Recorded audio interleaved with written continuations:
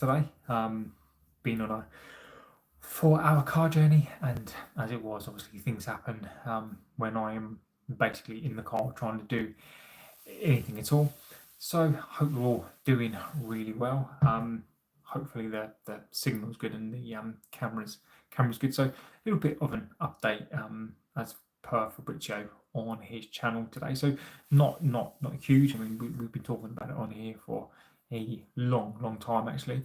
So everything we've pretty much said has actually come to kind of truth as it was. So we were talking about how what's really funny actually is that what we said on the show yesterday and the day before, wouldn't it be funny if we now made a move for Sesko and Aston Villa decided to lower their price, which United now look like they're in talks with Villa as well as Leipzig as well. So hey Danny B, hope you're doing really well. Big up to yourself. A different location now. So as an update, quick update really on the Sesko thing is that United look like they're being slow as they normally are now. As we did say, and everyone else is saying this, even though we did say it, I wasn't really hearing many people talk about this, is that we moved for Sesko and then Villa suddenly changed their stance. Now, there is a loggerheads really between the board of there's a combination of wanting Watkins and Sesko. The hierarchy don't seem to be overly convinced completely with Sesko. I agree with you, Danny B. I agree with you. So I think the problem here is that if United, the problem is here is that Newcastle are ready to make the move. So as an update, Newcastle are ready to make their move, ready to pay what Leipzig want. Isak is going to go for the best part of 120, 130 million.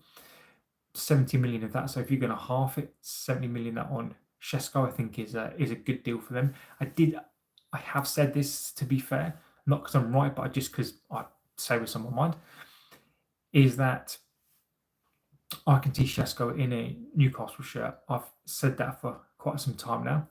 I agree with you there. I think 40 million is the right deal. It depends on if Aston Villa can get that price down. So it depends on if we can get that price of Aston Villa down. So I think Watkins, Højlund, and Lamens. Højlund would be great. If we go for Watkins and Garnacho gets sold, Sancho goes, Højlund would be a very expensive deal to do as well, but I'm not against that. Carlos B, so Brighton, I think I'd probably like to go there as well. But again, that really depends. But I think United are, and again, according to Fabrizio, and just thinking out loud, Højlund for 40 million. Do you know what? I think that will be a great deal to do. 26 sort of in his prime as well, so I think that will be quite a good deal to do. United really seem to be stalling again, and they can't afford to stall because whether we like it or not, we're going to have to do something. We're going to have to make a move. So if Villa don't come down, I do think in part this has all been a little bit of a ploy to use Sesko slightly. I mean, I'm up for Sesko, and I do think that we are in for him. But I think it's a 50-50 split. Watkins, but he has to come down to 40 million. I think it's 45 million, get him down to that frees up. And I think we could do that deal like tomorrow. I think that's enough of a deal to do that. 45 to 50 mil, I think, is probably about the right price for that deal. So right now, Newcastle. But the problem is that if we can't get that deal done and Sesko goes to Newcastle, then Watkins, then almost once they know that that's done, then that's 60 million. So we need to play this right, because if we don't keep Sesko happy and Sesko goes, the moment that Sesko agrees to go to Newcastle, if that's the case, and we don't have that card to play anymore, and we let that go by, then Watkins is still going to be 60 million. So if we're going to move for Watkins, we need to do that quickly. And we said this, we've been saying this. So today I've seen tons of people come out with, oh, Watkins and whatever. We've been saying it on here for ages. And there's I definitely think we're working on both deals. Villa are not stupid. Villa know if Sesko goes to Newcastle, I need to reiterate this. That's holding up the Isaac deal as well. If they don't budge on Watkins, Price, 45 Walk, or get Eric Adair, I agree with you. I think that deal would be a fantastic deal to do. I think that would be a cheaper deal. But as we've always said, right? United are not as smart as you people on here. And Danny B, they're clearly not as smart as you. Well, he says, I'm not set on Sesko. I'd go for Watkins. He's improving and he guarantees goals. That's where I'm at as well. Even though Sesko is the one, I would happily go for Sesko. I think from a investment perspective, if he's the best of the rest, then I would go and get him. But if Watkins is available for around that 40 million mark, if it's 60 million, then it's a panic buy. And I think that's just as much of a chance as Sesko for 60 mil. Watkins, 45 million, 200k a week. I mean, I think that's a bit much on a 4-year deal. Then I think I'd rather go for that. And as you said, I completely agree. It guarantees you goals, guarantees you assists, and then with that front line where you can kind of interchange, Premier League proven can get goals. Now, my only caveat to that is always, the drop off is going to happen at some point. He's 29, he's in his prime. It may not be this season. If we can guarantee or get 3 seasons out of him on a 4-year deal, it gets us back into the Champions League, then it's worth every single penny. I agree with that. If you go for Watkins, what you're saying is we're literally investing 45 million to get us into the Champions League or to get us up to that 5th place and give us a chance. That is what you're saying. And if you can get that deal done, hi there, Bobby. Hope you're doing extremely well today. Danny B, I watched Eric Adair yesterday. His link-up play and movement off the ball is elite, always in the right place. And Danny B, if we were to go for somebody like that, then tell you what, I will absolutely praise you to the hilt, which I do, and I will always anyway. But it's deals like that, I agree with you. Those are the deals that we need to do. Those are the deals, my friend, that we need to do. And you are absolutely right. That for me, that would be I think we should go for somebody along those lines as a punt if we can get these two.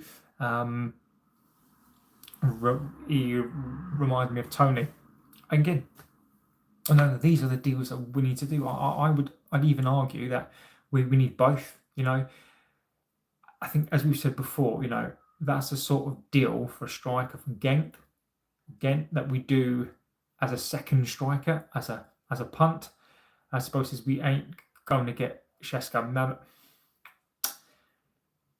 the problem with it is we still need to make out like we are going to get him. Because if we don't play this game and we don't play ball, the moment Newcastle Glazers are too tight, I agree with you on that as well. But it's an investment, and that's the thing, right?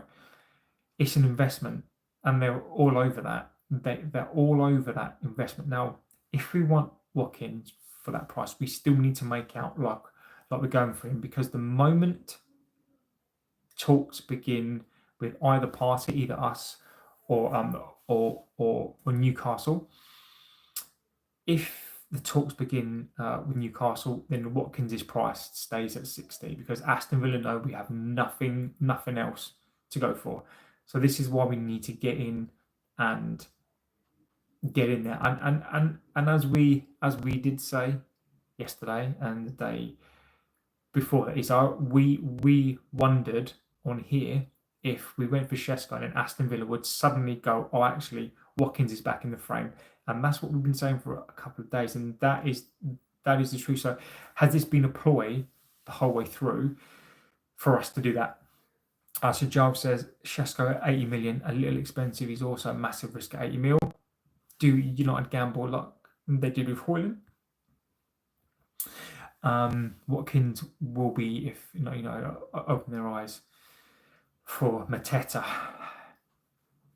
Sesko is a gamble for 80 million. And I think that will be 80 million all in, by the way. I think it's 69 starting. And then when you factor all the bits and pieces in there, then I think you are floating around that 80 million. I think Giles is right. I think he is. I think if Sesko is the best of the rest, and where do we go? And that's the thing. Are we in for Sesko? And this is now what I think we are. Okay, I think that we're in for Sesko to get Watkins' price down. I think we are in for Sesko. I think that's true. I do believe that. I do believe that we are in that race. But our intentions in that race are not to get him. Our intentions, I truly believe this now, are for Watkins. That's what I think we're trying to go. I think we're using Sesko like Arsenal did. And I think it's a play to get Watkins. Worst case scenario, we have to put the outlay to get a striker in. Mateta, I'd go for him as well. I think Wissa even, but I don't think we're going to go there again. I think Mateta would be the next one in line, but it really depends on what it is we're trying to do. The striker is really important because if it gets us into the Champions League spaces, that's a big ask. I mean, right here, right now, that's a big ask. I don't know if that's possible with just a striker. We need a goalkeeper. So I think this is where we're at, and this is where I think that we're at. Romano has reported that we are split 50-50 on Sesko. I think for the reasons that we spoke about, Sesko, there are advantages to him.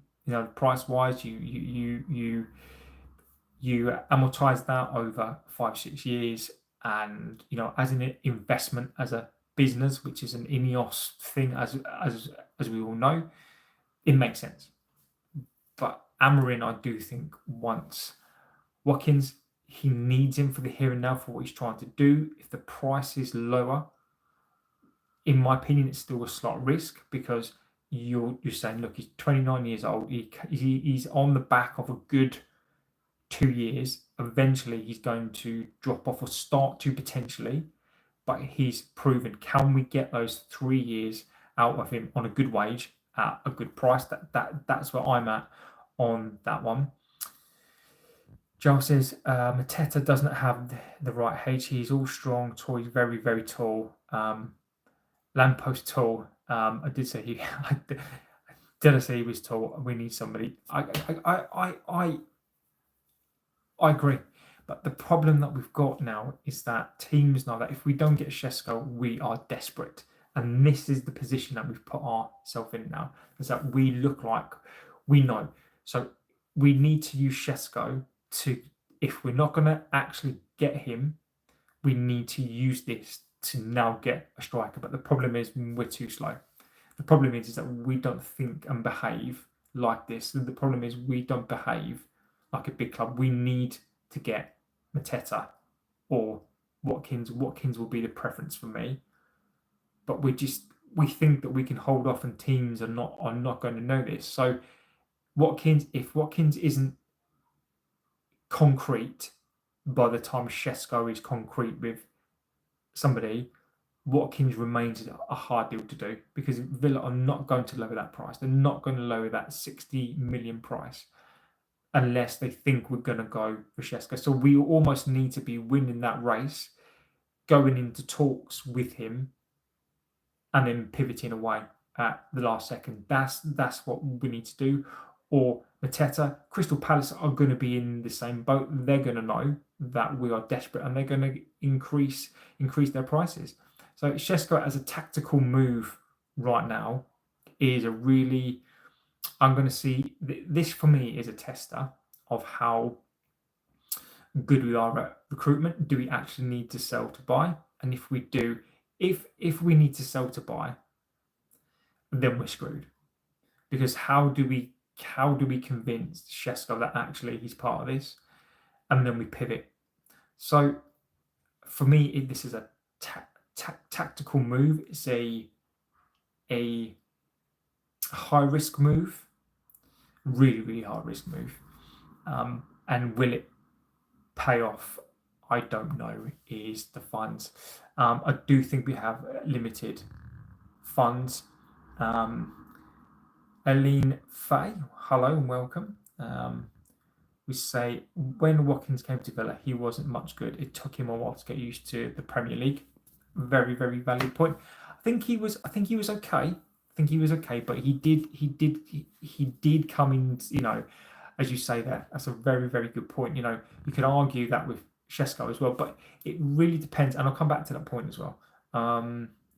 Why we're so rubbish in the transfer market, because the reason why we are is because we don't have people like we do in our chat.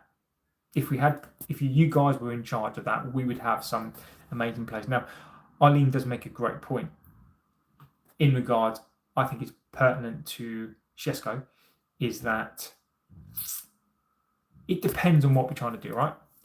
If we're trying to get into Champions League straight away, and this is what we're saying that we're trying to do, you go for a Watkins, because he's already helped Villa fire them into Champions League spaces, and you're saying to yourself, we are not burning the money, but we're not going to get that 45 mil back. We're basically spending it as a gamble, as a risk, get into the Champions League. I think that is a worthy risk, right? But it's still a risk.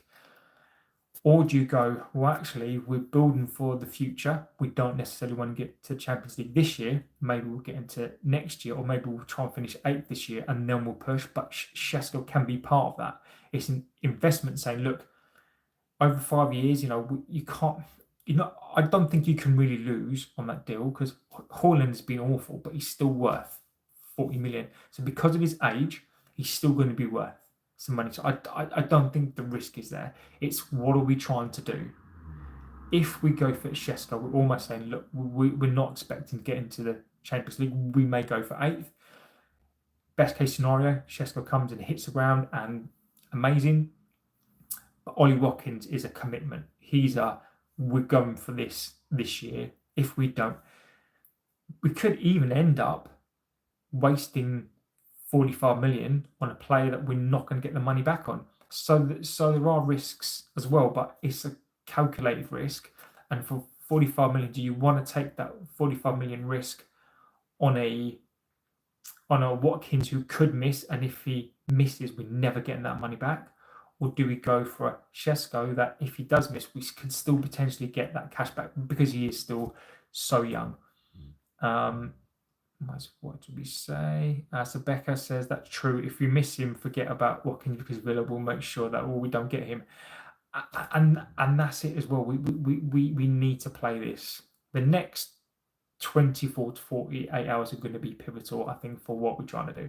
Joel says Mateta or Watkins means we can actually look at Højlund from Sporting, who everyone wants to get, but there are many strikers that we can get our hands on. I do not think United.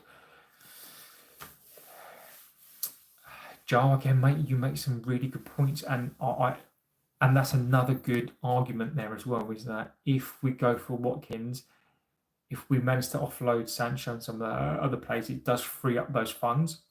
And do we almost say, well, actually, do we actually go for a Watkins or a slightly cheaper striker instead of getting one player? We actually fill out the team and potentially get 2 or 3 players for the investment price of a Sesko. Are we ready as a football club to invest that sort of money, or do we need to get into the Champions League first? And that's a really good point. That's something that you just made me think about, is that, do you know what? That's a very good point. Do we? Is it more about proven quality over a risk? Newcastle in a slightly different position to us. Isak for 120, 130 million. If we'd have done that with Fernandes, we'd be in a different position as well. So I think you raise a good point there. and I think that's worth a discussion point, is Sesko, fantastic. But if we do get a Watkins or a Mateta for 40, that will enable us maybe to get a position like a centre midfielder, and maybe the combination of not a lesser striker, but a proven striker and a better midfield player, and then a goalkeeper, is that better than spending everything on a Sesko?